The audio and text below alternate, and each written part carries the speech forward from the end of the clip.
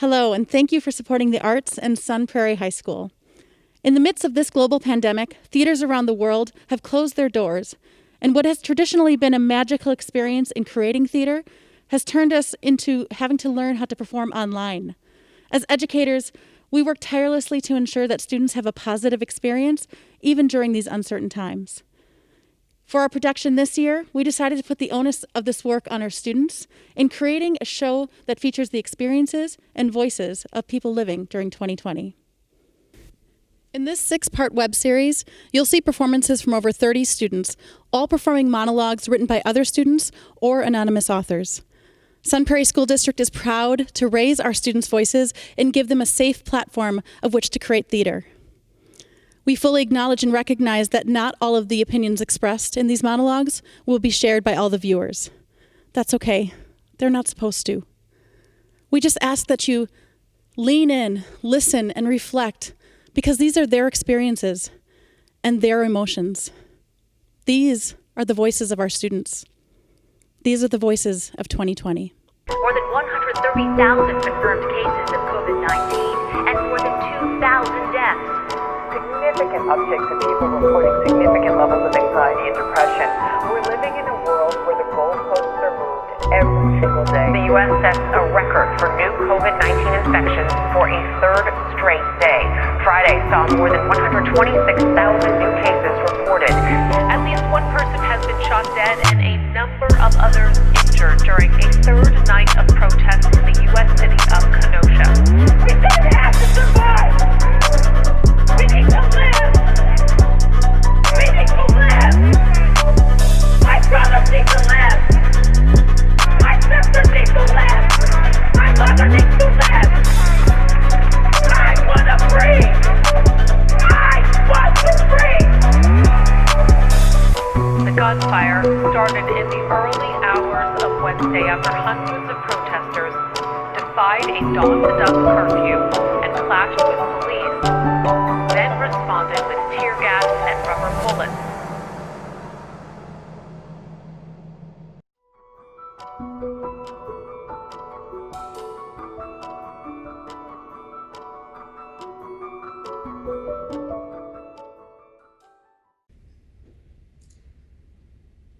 We are a generation of damaged children.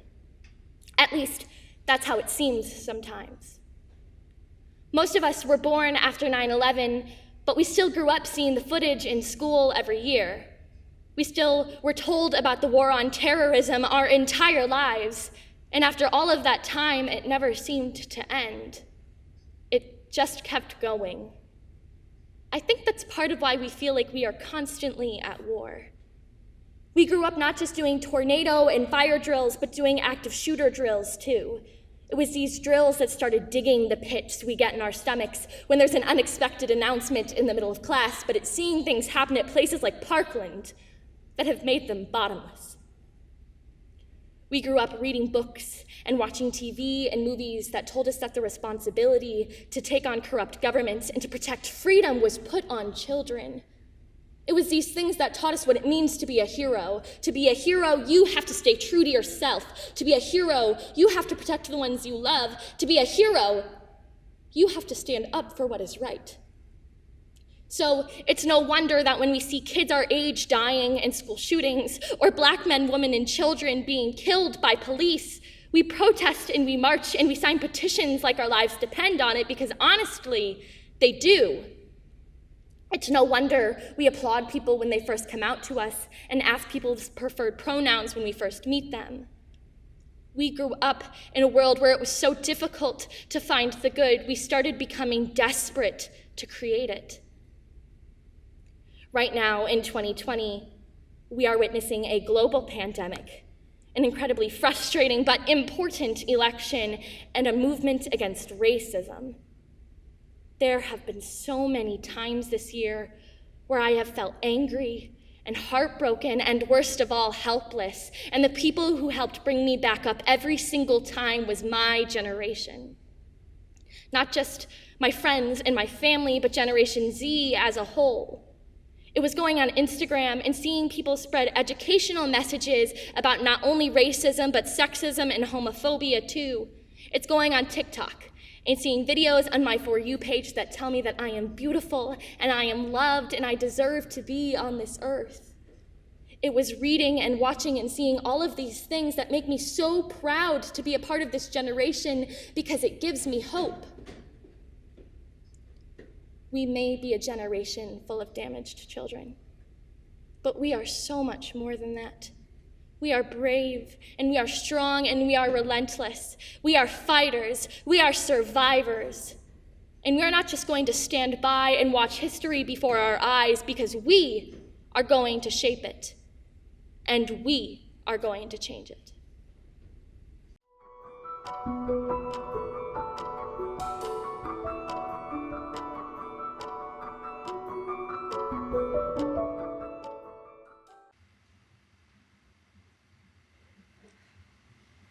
It's quiet, too quiet. The wind doesn't stir, the birds don't chirp. Why is it so quiet?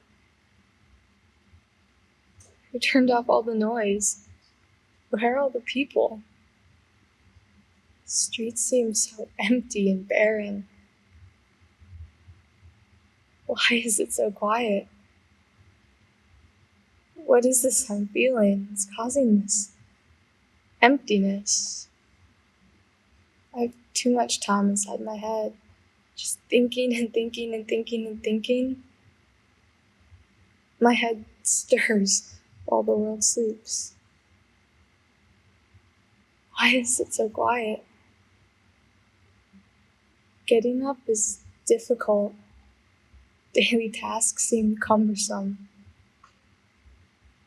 Motivation seems to leave me. Why is it so quiet? Why do the everyday tasks of my life seem impossible? Just get up, just get up, just get up. But I can't. Get ready for the day, go outside. But I can't. Clean your room, open your windows. The atmosphere can't change my mood. Just change your clothes. Go look at the sun.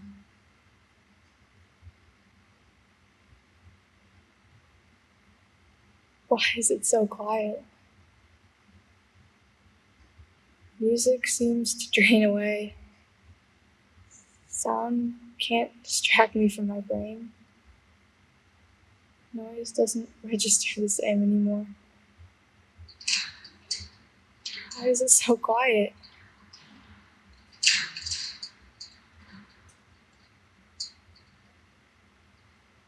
Why do my favorite things seem boring? Reaching out to my friends feels like a chore. Who made me this way? Without the noise of people, the silence of the world sinks in. Why is it so quiet?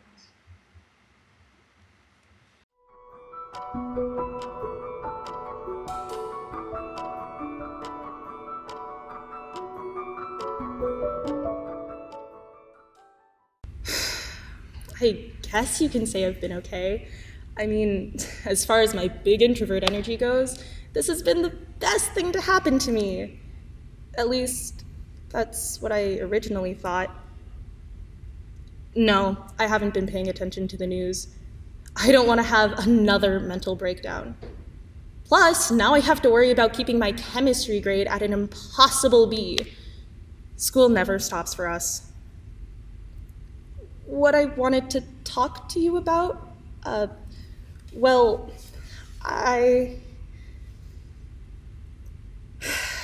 I've been having panic attacks. Every time I hear one of my friends is sick, I start to think about the worst that can happen. I ask myself, will I ever see them again? What if they have COVID? What if they get really, really sick? What have I been doing to prevent them? I don't know. I listen to music and hope this goes away very soon. You know, I feel like it would be easier if I could actually see my friends and know that they're okay. Sure, I can text and I have Zoom, but it's been hard. This is weird, isn't it? Talking to you through a computer instead of sitting in your office. A lot of people tell me that they think this would be easier, better. I just find it eerie. It makes me aware of how alone I am. Well, no, I'm not alone. I have my friends. All interaction with them is just through a screen now. How does that make me feel? I feel like I shouldn't be sad. All of this is for the best. It's for the safety of our country, for the safety of ourselves, but I am sad. Truth is, I feel empty most of the time. I swear, if I see another inspirational quote, I might lose it. Hobbies? You mean staring at my phone waiting for someone to text or call? Just kidding. Partly. I mean, the craziest thing I did was down an entire book series in a few weeks. Is that crazy for me? I mean, I'm a bookworm, but you'd think I'd have to stop reading at some point to do something else, and sorry, what was the question again? Things will get better, I know. That's what everyone keeps telling me. At one point, I wanted to dismiss it because it felt like my feelings weren't being registered to anyone's ears, but as time goes on, I realize that they're right. Things will get better, and if we didn't know that, I think the world would have ended for us a long time ago. Besides, sunsets aren't really the ending, right? They're the beginning to a brand new day.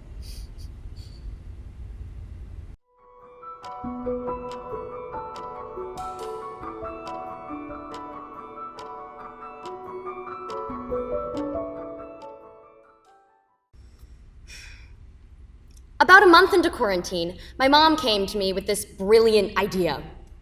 You should keep a diary about your experiences during the pandemic. Yeah, Mom, that sounds like a great idea. I will think about it. In case you're not a teenager, that meant no. But every day for the next 2 weeks, my mom periodically brought up the idea of diary. After about the millionth time of her bringing it up, I finally gave in. I downloaded a diary app on my phone. It's 2020, we don't use paper anymore. And I wrote my first entry. Sunday, March 22nd. Today was exciting! Not. I spent like 3 hours on TikTok, woke up at like 9:30, watched like 5 episodes of Grey's Anatomy. I think I did a homework assignment somewhere in there. After writing a few more entries, all of which included Grey's Anatomy, TikTok, and sleeping, I realized the problem. Nothing, even remotely interesting, was going on in my life. I decided to take a new approach. I would only write an entry when something kind of interesting happened. That way I wouldn't have to write every day, which was definitely an added bonus. Here are some of the best ones. Thursday, March 26th. Yesterday, my dad went to the grocery store. We're like 5 grocery stores. I guess there's some kind of a toilet paper shortage because he couldn't find a single roll at any of the first 4 stores. Finally, he went to Costco. All they had left were these huge industrial-sized rolls, like the size of a bike tire. He bought one. He said if we get desperate enough, we'll figure out a way to hang it. Monday, March 30th. For the past couple of weeks, all I've seen on social media are messages from every celebrity out there telling us we're all in this together. Today, I saw a message from Meghan Markle and Prince Harry, and the irony hit me. Didn't they, just leave the royal family? Wasn't Brexit, 2 months ago? Thursday, April 9th. Today, me and my friends met on the app house party. We were playing Heads Up, and my best friend got the phrase, "little fires everywhere." My clue for her was, what's happening in Australia? After the game, I learned that Little Fires Everywhere is a show on Hulu. I still think I gave a great clue. Saturday, April 18th. I've been taking my dog on a lot more walks lately just to get out of the house. One perk of living in a pandemic is that it's socially acceptable to move to the other side of the street when someone's walking towards you. No longer do I have to engage in that awkward small talk with my neighbors. Now I get to play Crossy Road. Friday, May 29th. My mom suggested that my entries could be more interesting if I actually researched what was going on around the world. Today, monkeys in India attacked a lab technician and stole COVID-19 samples. I have no words. Saturday, June 6th. Yesterday, I spent half an hour on the phone with my grandma, helping her download an app to play cards online. Today, I spent 45 minutes teaching her how to open the app and join the card game, even though we went over that yesterday.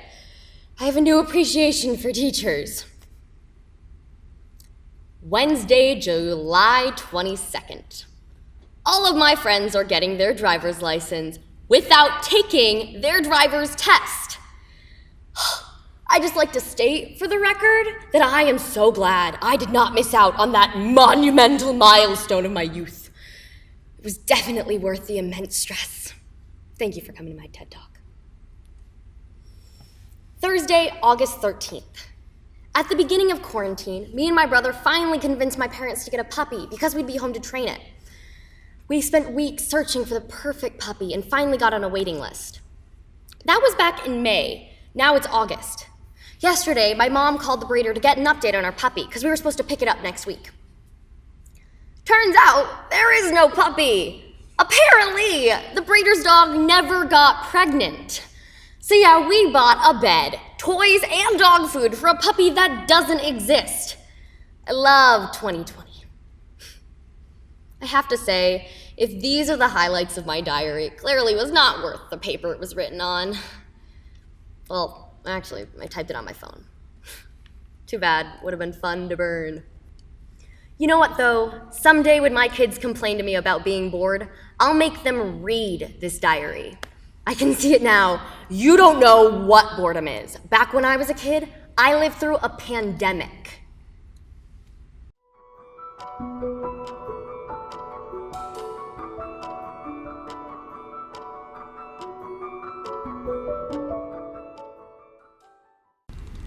The first thing that surprised me was time. I had my pockets full of hours and minutes, but nothing to spend them on. So in the morning, I went for a walk. I could hear toads croaking around the sunrise in the pond as I stepped past. They jumped onto the path, making me swerve and twist. My big sister picked one up and gave it a kiss. But it didn't turn into a prince. The toad observed me with its beady black eyes as I stroked its bumpy skin. Were they content with their little pond? Or were they a palace of royals without subjects nor laws? That evening, my little sister and I walked on the railroad, holding our box of chalk. We drew on the sidewalk and we drew on the rock. The bright colors glowed in the dark. But what caught our eyes were the fireflies that flitted around us as we made our march through the ashy trees and broken tracks. We tried to catch them in our hands, but in vain. One popped up here, the next flashed over there. They disappeared into the air, those chemical lightning bugs. But the luminous chalk stuck to our hands, our clothes, and our socks. In the night, my family sat down for dinner. We sipped our soup and gazed outside. Square yellow windows lit up across the street, and figures darted on curtains. Indoors is the life people live now, not just us. But I am thankful for this remarkable world. The world that showed me beady-eyed toads, sunrises, fuzzy socks, chalk, fireflies. And how nice it is to have steaming hot potato soup.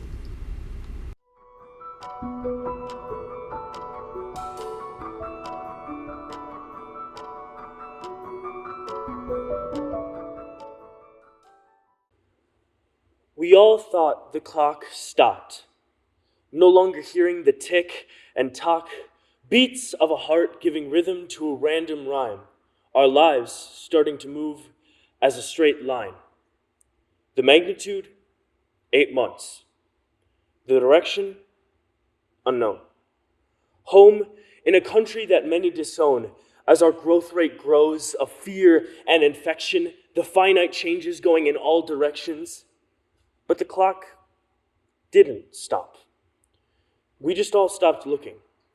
Time's flying by as we're all hunkered in, wasting time to call names. We love to stoke the flames. Hate, we see plenty. It's easy to do. Staying inside, believing lies are true. Loving takes time, knowledge, and heart. So busy we are, ain't got time to start. Maybe that's true, but I think it's not.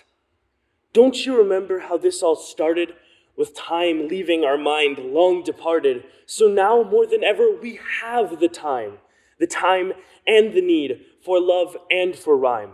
The clock didn't stop as these months ticked by. So maybe it's luck or planned from on high to give us the time to remember to care. For we all are humans, too beautiful to compare. More than 130,000 confirmed cases of COVID-19 and more than 2,000 deaths. Significant upticks in people reporting significant levels of anxiety and depression. We're living in a world where the goalposts are moved every single day. The U.S. sets a record for new COVID-19 infections for a third straight day. Friday saw more than 126,000 new cases reported. At least one person has been shot dead and a number of others injured during a third night of protests in the U.S. city of Kenosha. We don't have to survive. We need to live. We need to live. My brothers need to live. My sisters need to live. My mother needs to live. I want to breathe. I want to breathe. The gunfire started in the early hours of Wednesday after hundreds of protesters defied a dawn-to-dusk curfew